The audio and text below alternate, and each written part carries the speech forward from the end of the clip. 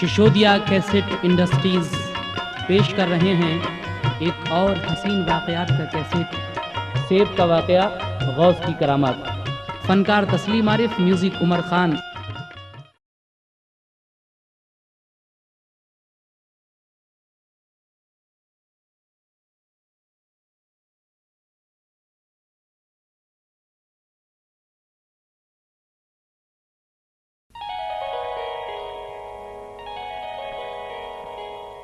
शायकीन कव्वाली हज़रत अबू सालेह रहमतुल्लाह अलैह, जो हुजूर गौसुल आज़म दस्तगीर के वालिद हैं, ये वाक़या आपकी ज़िंदगी का एक बड़ा मशहूर वाक़या है।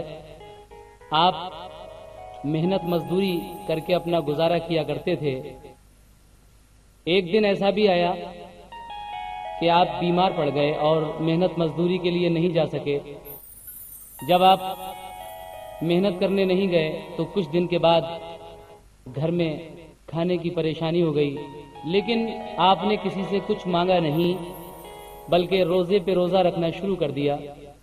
मुसलसल कई रोज़ जब आपको हो गए इसी तरह से, एक दिन शाम के वक्त मुअज्जिन अल्लाहु अकबर की सदा बुलंद करता है। आप दरिया के किनारे बैठकर पानी से अपना रोज़ा इफ्तारते हैं, लेकिन आपकी नज़र दरिया में जब उठी तो देखा कि एक सेब बहता हुआ चला आ रहा है। वो सेब जैसे ही आपके नज़दीक आया, आपने उसको उठाकर आधा खा लिया। लेकिन आधा सेब खाने के बाद आपको ख्याल आता है कि अरे ये तो हराम हो गया, क्योंकि मैंने इसके मालिक से इजाज़त नहीं ली। तो उस सेब की माफ़ी के लिए आपको कहाँ कहाँ जाना पड़ा है, ये वाक़या समात फरमाइएगा। हुजूर गौसुल आज़म दस्तगीर की करामत का ये कैसेट शिशोदिया कैसेट कंपनी पेश कर रहे हैं, सेब का वाक़या गौस की करामात। एक नौजवान का हाल सुनो, एक नौजवान का हाल सुनो गौर से प्यारे, रहते हैं दूर बस्ती से दरिया के किनारे, रहते हैं दूर बस्ती से दरिया के किनारे, रहते हैं दूर बस्ती से दरिया के किनारे। एक नौजवान का हाल सुनो गौर से प्यारे, एक नौजवान का हाल सुनो गौर से प्यारे, एक नौजवान का हाल सुनो गौर से प्यारे, रहते हैं दूर बस्ती से दरिया के किनारे, रहते हैं दूर बस्ती से दरिया के किनारे, रहते हैं दूर बस्ती से दरिया के किनारे।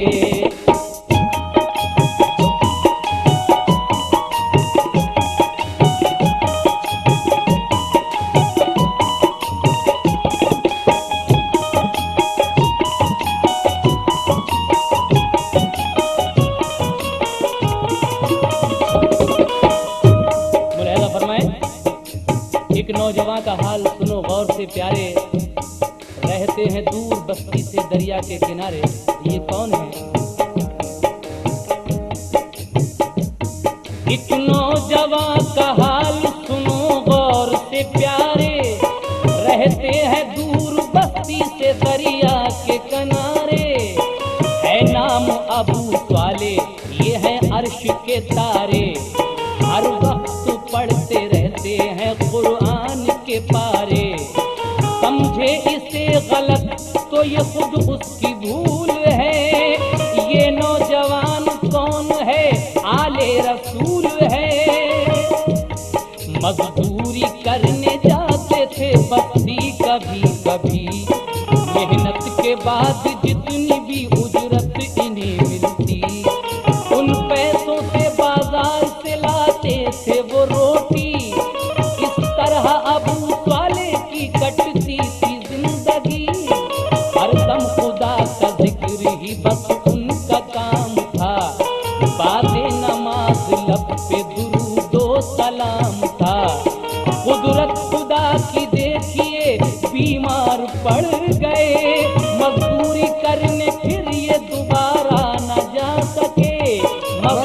मजदूरी करने फिर ये दोबारा न जा सके, मजदूरी करने फिर ये दोबारा न जा सके। रोटी जो खत्म हो गई तो रोजे रख लिए, रोटी जो खत्म हो गई तो रोजे रख लिए, रोटी जो खत्म हो गई तो रोजे रख लिए। लेकिन खुदा की याद से गाफिल नहीं हुए, लेकिन खुदा की याद से गाफिल नहीं हुए, लेकिन खुदा की याद से गाफिल नहीं हुए।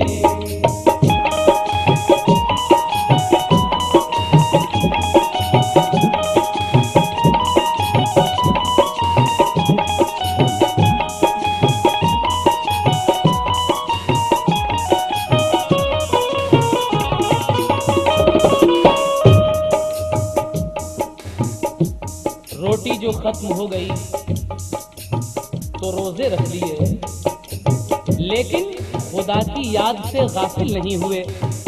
उसके बाद क्या होता है, समाज फरमाएं।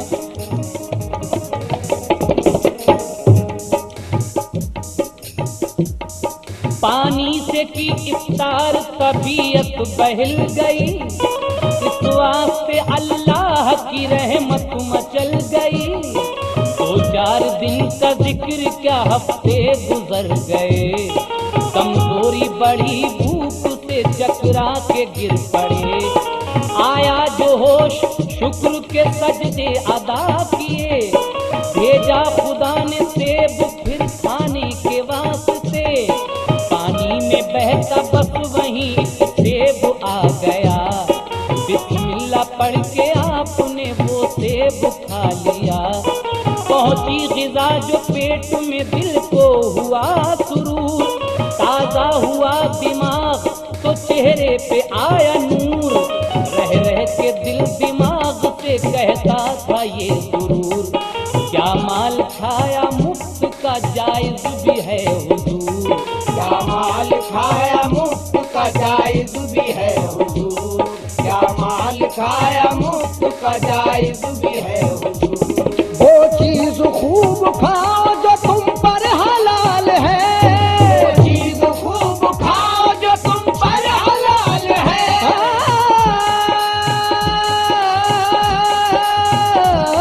वो चीज खूब खाओ जो तुम पर हलाल है, वो चीज खूब खाओ जो तुम पर हलाल है। कुरान में अल्लाह का बस ये सवाल है, कुरान में अल्लाह का बस ये सवाल है, कुरान में अल्लाह का बस ये सवाल है।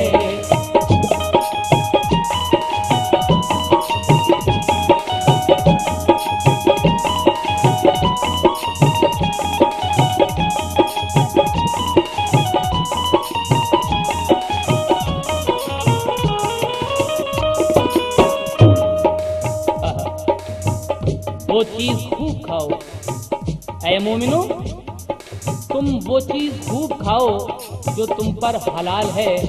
और कुरान में अल्लाह का बस ये सवाल है, आपके पेट में जब वो ग़िज़ा जाती है सेब की, आप कई दिन के भूखे थे, दिमाग में कुछ ताजगी पैदा होती है, तो ख्याल आता है कि अरे ये तो हराम हो गया, ये मैंने क्यों खा लिया इसके मालिक से बगैर पूछे हुए। आपके दिल में ये ख्याल आ रहा है, तो आगे क्या होता है समाज फरमाएं।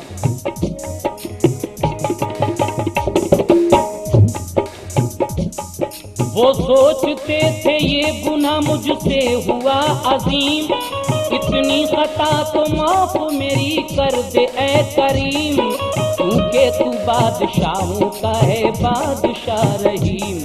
फिर ये ख्याल आया कि चल खुद ही ऐ नदीम, मरना है तो चलकर मैं उसी राह में मरूं, जिसका है सेब उससे मैं माफी तलब करूं।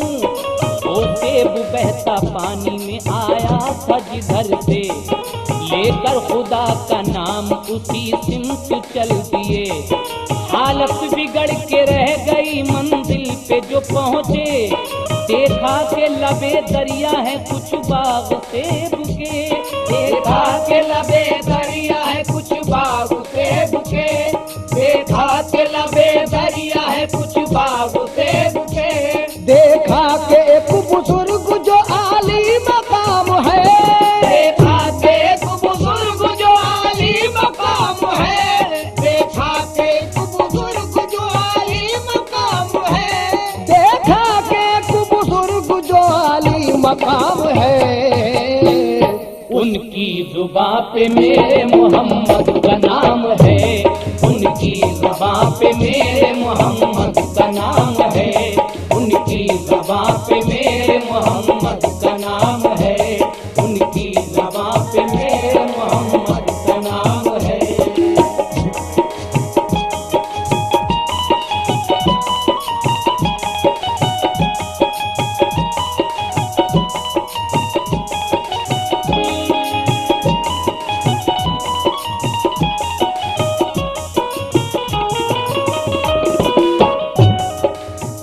आपके दिल में ये ख्याल आता है कि क्यों ना मैं इस सेब के मालिक से ही इसकी माफी तलब करूं। ये ख्याल आना था, आप दरिया के किनारे किनारे चल देते हैं और बहुत दूर जाने के बाद आपको एक सेब का बाग दिखता है। जब आप उस बाग के करीब पहुंचे तो देखा कि पेड़ पर सेब लगे हुए हैं और उसकी शाखें दरिया में झुकी हुई हैं। आपने सोचा हो ना हो इसी बाग से ये सेब टूट कर गया होगा, इसलिए जब आप उस बाग के अंदर पहुंचे तो वहां पर आपने एक बुजुर्ग को देखा जो बैठे बैठे अल्लाह अल्लाह कर रहे हैं। लेकिन उन बुजुर्ग को देखने के बाद आपके दिल में क्या क्या ख्याल आते हैं और फिर वो बुजुर्ग आपसे क्या कहते हैं, समाज फरमाएं।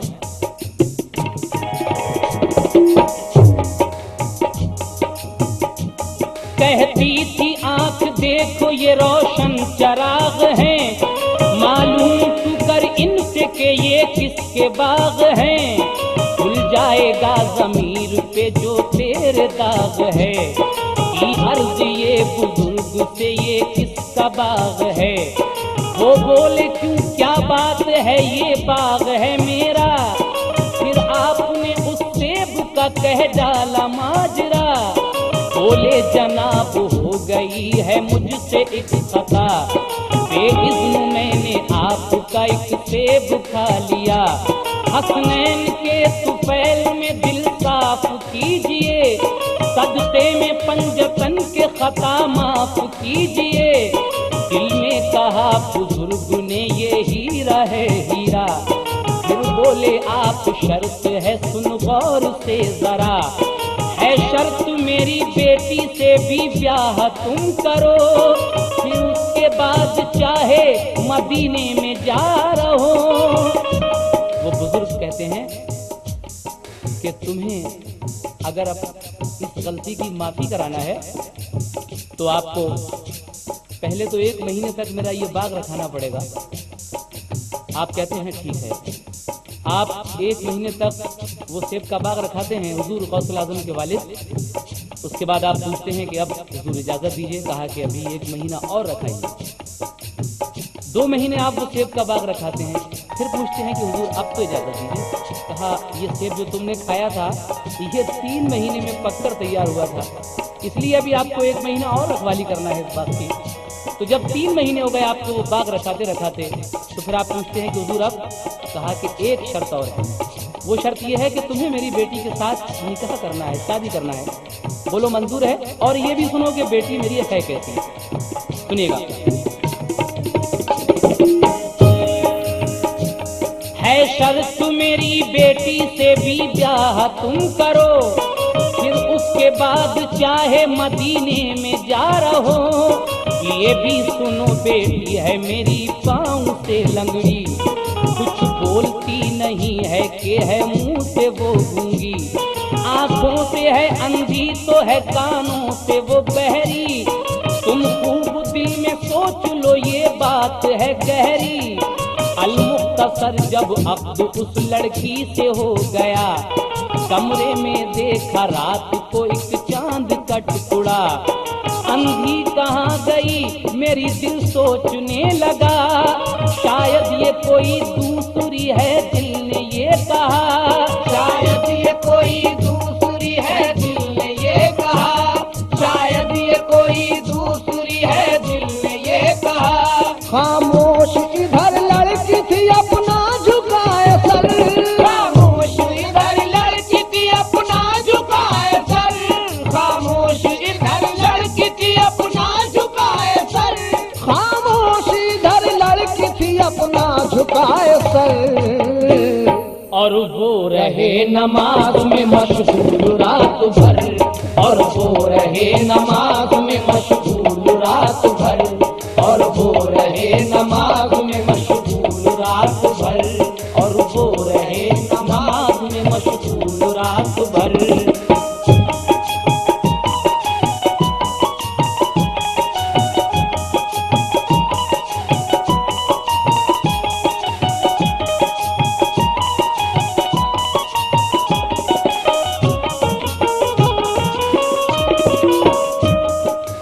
खामोश इधर लड़की थी अपना झुकाए सर, और वो रहे नमाज में मशगूल रात भर। क्या होता है कि जब आप अपनी दुल्हन को रुखसत करा के अपने घर ले जाते हैं, लेकिन घर जाकर जब आपने चेहरा देखा तो ना वहाँ लंगड़ी है ना अंधी है,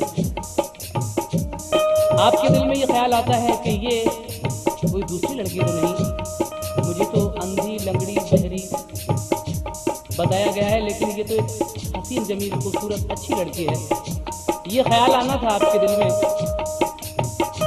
आप रात भर नमाज में मशगूल रहते हैं और वो रात भर खामोश सर झुकाए बैठी रहती हैं, लेकिन जब सुबह होता है तो आप उन्हीं बुजुर्ग के पास जाते हैं और उनसे जाकर क्या कहते हैं, फिर वो बुजुर्ग क्या कहते हैं, क्षमा करना।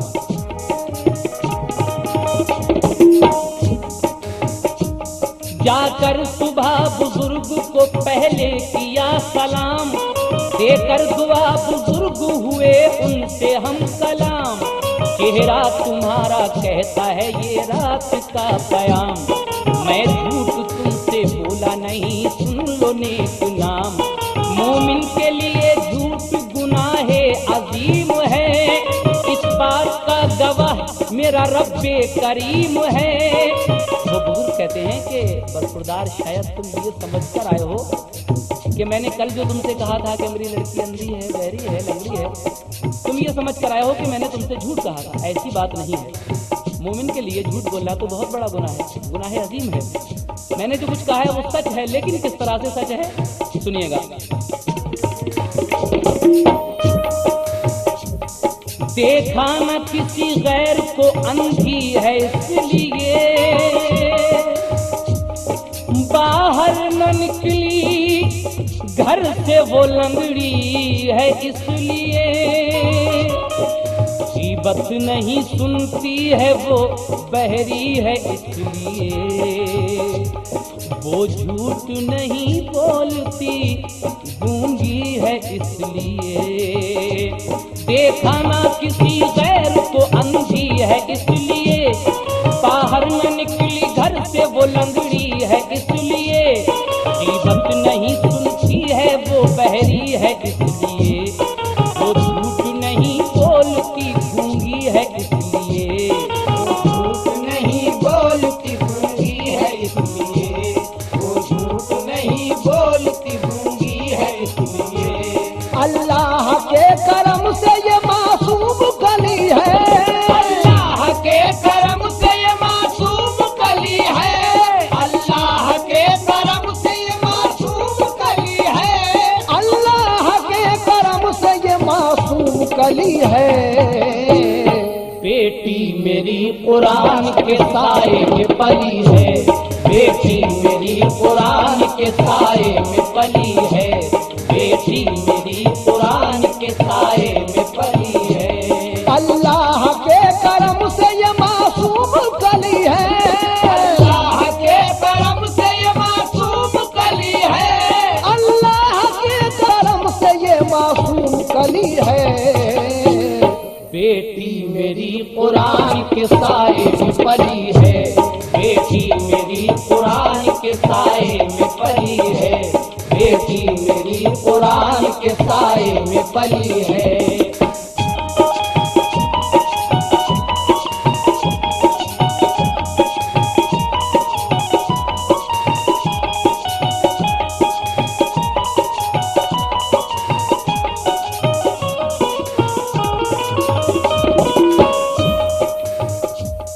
हजरत गौसुल आजम के वालिद माजिद की शादी हुई, बीवी आई घर में, लेकिन क्या शान है हमारे बुजुर्गों की।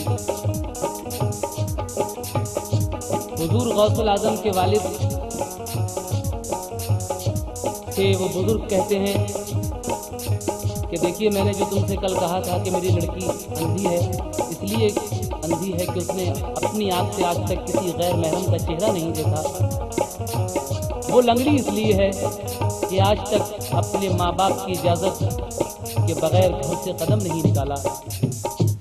किसी की बुराई वो अपने कानून से नहीं सुनती, इसलिए वो बहरी है और सदा सच बोलती है, झूठ नहीं बोलती, इसलिए वो गूंगी है।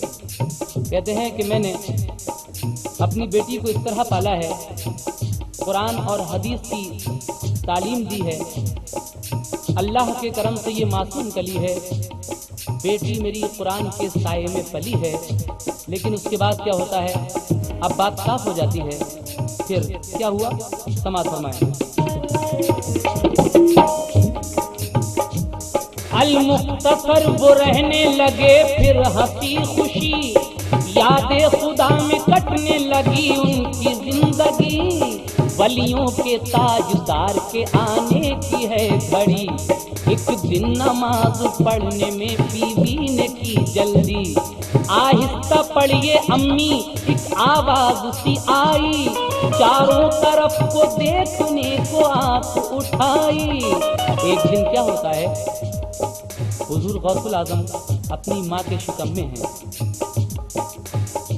आपकी अम्मी जान जरा जल्दी जल्दी में नमाज पढ़ रही थी। एक दिन एक आवाज आती है अचानक, अम्मी नमाज आहिस्ता पढ़िए। ये आवाज आपके कान तक जब आई तो आप चौंक गईं कि खुदारा ये आवाज किसकी है। लेकिन कुछ ही देर के बाद कुछ ख्याल आया और शर्मा के रह गई। लेकिन उसके बाद क्या हुआ, हुजूर गौसुल आजम की पैदाइश कौन से महीने में हुई, समाप्त कीजिएगा। बोली खुदाया कौन है, आवाज किसने दी। फिर कुछ ख्याल आया के शर्मा के रह गई। रहमत से हक की नूरी सफीने में गौसे पाक पैदा हुए रमजान के महीने में गौसे पाक। गौस पाक भी पैदा हुए हैं रमजान शरीफ की चांद रात को आप पैदा हुए, दूसरे दिन को रोजा था। लेकिन पैदा होते ही आपने क्या करामत दिखाई, समाप्त कीजिएगा। रहमत से हक की नूरी सफीने में गौसे पाक पैदा हुए रमजान के महीने में गौसे पाक। दुनिया में आए जिस घड़ी नहलाया धुलाया, माँ ने दिया जब दूध तो मुंह से न लगाया। आवाज दी शौहर को इसे देखो क्या हुआ, पीता नहीं है दूध के ये माजरा है क्या। पीता नहीं है दूध के ये माजरा है क्या, पीता नहीं है दूध के ये माजरा है क्या। वो बोले ये भी आशिक परवरदिगार है, वो बोले ये भी आशिक परवरदिगार है, वो बोले ये भी आशिक परवरदिगार है, वो बोले ये भी आशिक परवरदिगार है। शायद हमारा बच्चा भी ये रोजगार है, शायद हमारा बच्चा भी ये रोजगार है, शायद हमारा बच्चा भी ये रोजगार है। वो बोले ये भी आशिक परवरदिगार है, वो बोले ये भी आशिक परवरदिगार है, वो बोले ये भी आशिक परवरदिगार है। हमारा बच्चा भी ये रोजगार है, शायद हमारा बच्चा भी ये रोजगार है।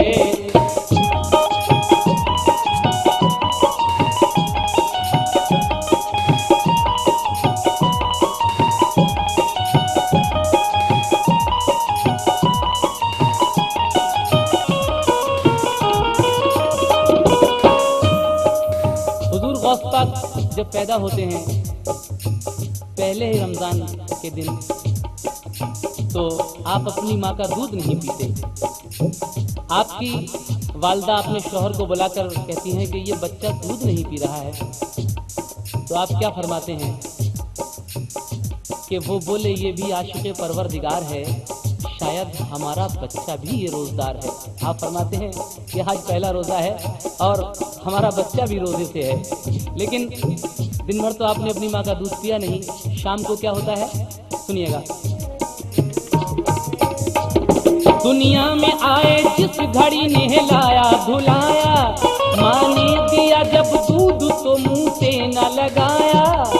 आवाज दी शौहर को इसे देखो क्या हुआ, पीता नहीं है दूध के ये माजरा है क्या।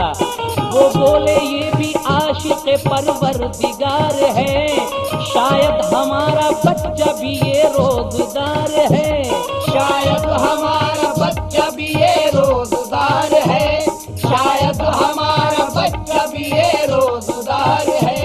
जब मस्जिदों में शाम को होने लगी अज़ान, जब मस्जिदों में शाम को होने लगी अज़ान, जब मस्जिदों में शाम को होने लगी अज़ान, जब मस्जिदों में शाम को होने लगी अज़ान, तो पीने लगे वो दूध बहुत हो के शादुमा, पीने लगे वो दूध बहुत हो के शादुमा।